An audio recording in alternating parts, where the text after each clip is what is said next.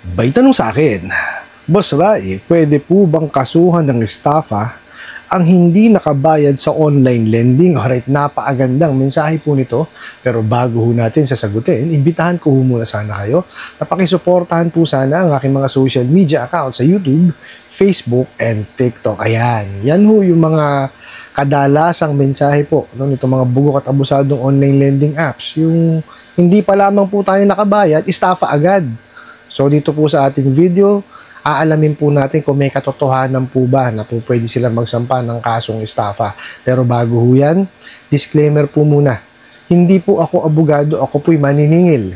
Lahat po na sinasabi natin sa ating mga video is based on my experience at syempre po sa ating pong pagsasaliksik at sa pagtatanong sa mga kaibigan po nating abogado. At isa pa po, hindi ko po kinukonsinte ang hindi pagbabayad ng utang dahil ang utang ay responsibilidad na dapat po nating bayaran. Ang hindi po ako pabor ay doon sa maling pamamaraan pautang at maling pamamaraan ng paniningil. Sagutin po natin yung mensahe niya. Pero bago natin sagutin, pasensya na po talaga. Hindi ko po masyado talagang kinaya yung kahapon. Talagang napakasama ng pakiramdam ko at pinahinga ko muna. Pero ngayon, subukan ho natin mag-upload ng dalawang video para kahit paano mabawi natin yung kahapon at masagot natin yung iba pang mga katanungan. Ano po? So, sagutin po natin yung pinadala niyong mensahe, no? Sabi niyo, Boss Rai, pwede po bang kasuhan ng estafa ang di nakabayad sa online lending? Okay. Ito lamang po, no? Nakasaad po sa batas po natin yan, no? Na pagka po yung utang, no, sa utang wala pong nakukulong diyan. So meaning wala pong criminal liability. Kasi po ang estafa po is may criminal liability po 'yan. Ibig sabihin po kasi ng estafa ganito 'yan. Pagka po kayo ay nanghiram or for example, nag-apply kayo sa isang pautangan, kagaya dito sa mga bugok at abusadong online lending apps na to, at tapos po nagbigay kayo ng mga false information, nag-submit kayo ng mga pekeng dokumento, iyan. There's a chance po na makasuhan kayo ng estafa kasi nilinlang nyo talaga sila no, para kayo po'y makapangutang or makapanghiram ng pera. Kasi alam nyo po sa sarili po ninyo, no, na pagka binigay ninyo yung totoo ninyong identity at nagbigay kayo ng totoong dokumento, hindi ko kayo ma-approve. Actually, yan po yung kalimitang nagiging natin, problema natin. Kaya marami po ang nalululong or naloloko nitong mga bugok at abusadong online lending apps. Kasi po, sa kagustuhan pong makapanghiram, no, talagang gagawin ho ang lahat. No, ganito ho yan. Bakit ko sinabi na gagawin ho lahat? Kasi ganito. For example, nag-apply po sa bangko. No? Hindi na-approve. Kasi hindi pa kaya yung responsibilidad. Kumbaga na-evaluate ng bangko, no, na hindi pa niya kaya talaga magbayad. Ngayon, syempre, sa kagustuhan makapanghiram, dahil nga may pangangailangan, na-divert ngayon yung attention dito sa mga bugok at abusadong online lending apps kasi nga madali ang proseso. No, sa bangko kasi marami yung hinihingi yan, no, maraming documentation na hinihingi. Bukod doon, napakarami pong i-fill out at matagal po ang aantayin talaga. Bakit? Kasi po ang bangko ini-evaluate pong maigi yan. Okay? May credit investigation yan. May verification po yan. Okay? At yan, i-evaluate. Kung talagang kaya nyo na pong magbayad, base po dun sa mga isinabit nyong dokumento at mga details po ninyo. Okay.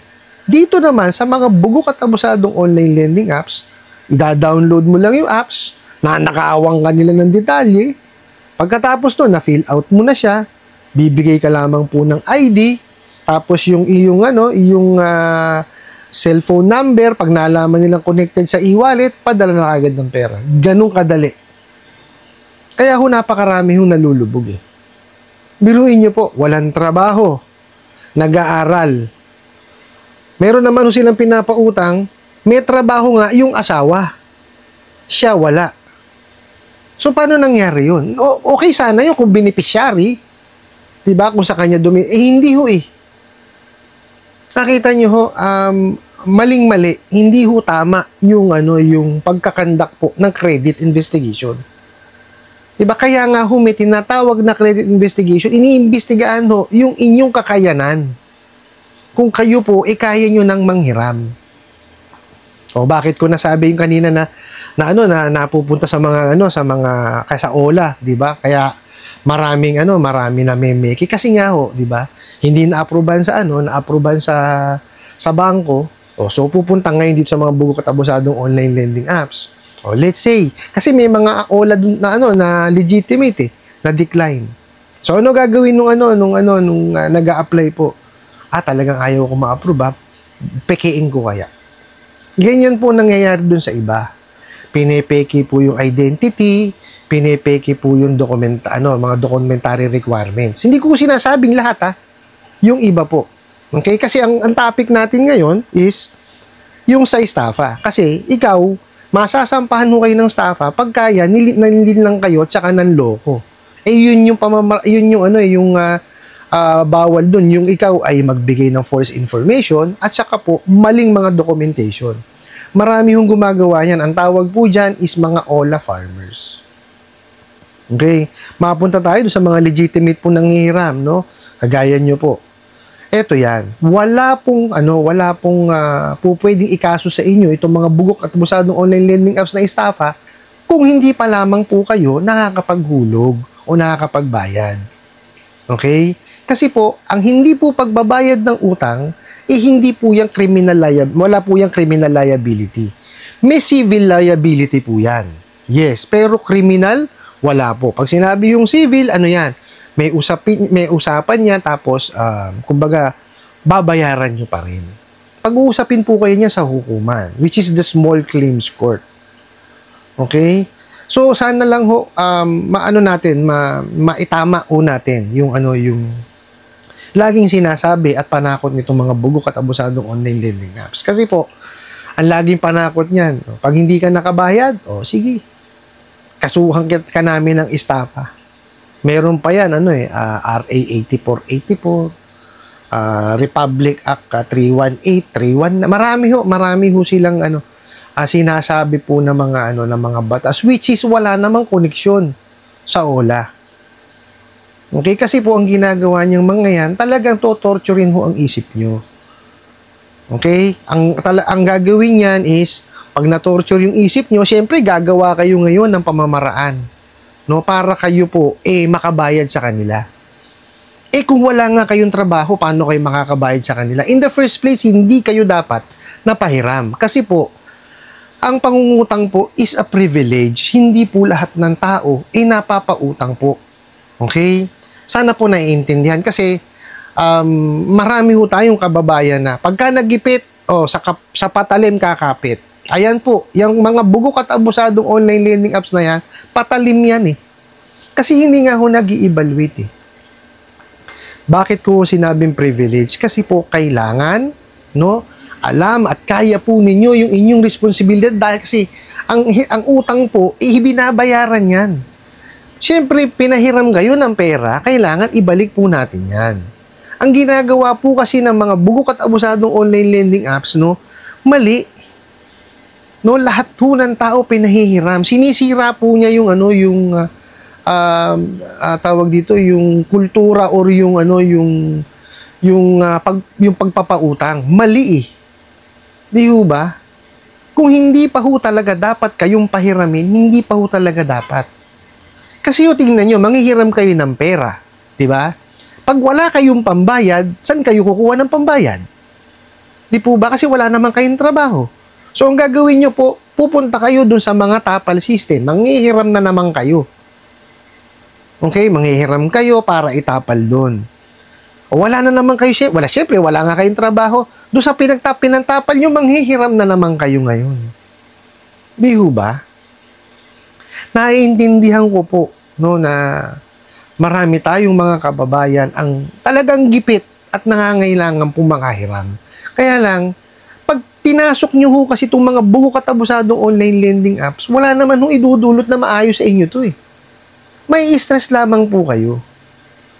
Diba? Magkakaroon kayo ng anxiety at depression kasi Dapat po kasi aminin po natin sa sarili po muna natin na wala po tayong pambayad. Kasi pag ipinili talaga natin, ayan, mapupunta tayo doon sa tapal system. Okay? Ulitin ko po, naiintindihan ko po na meron tayong pangangailangan. Pero hindi solusyon ang manghiram dito sa mga bugok at abusadong online lending apps. Okay po? Gawin po siguro natin is mag-sideline ho tayo. Yeah, manghiram tayo sa kakilala natin. Tapos, sabihin natin sa kakilala natin na, pare, diga, mare, alam mo naman na wala akong hanap buhay. Itong hihiramin ko na to sa'yo is pampuhunan sa negosyo. Mag-aano ako dito. Pag ganun po kasi, hindi ho natin po pwede kasing maging solusyon yung panghihiram ng pera sa mga bugok at abusadong online lending apps. Di po ba? Bakit? Unang-una, hindi ho i-explain sa inyo yung utang. Pangalawa, 7 araw lang yan. At pangatlo, napakalaki po ng interest niyan. Madadagdagan lamang po ang inyong sakit ng ulo. Lalo pang pananakot sa inyo, estafa. Wala naman pong such thing as estafa. No, pagka yung sa utang. Yes, may estafa. Pagka yan, nanlinlang kayo at nanloko. Pero, malabo pa po sa alketran na maghablayan sa korte. Bakit to? Mababaliktad yung mga yan Sa dami ho ng kawalangyaan na ginagawa niya mga bugok at abusadong online lending apps na yan, hindi ho tutungtong ng korte yan. Yung Data Privacy Act lamang po natin, todas na sila doon. Sa ceiling on interest rate, pag 10,000 pababa ang nahiram, hindi naman nila sinusunod. Di po ba? Tapos yung prohibition on unfair debt collection practices. At ang pinaka-importante po sa lahat, yun, the Truth in Lending Act. Hindi ho nila sinusunod yun.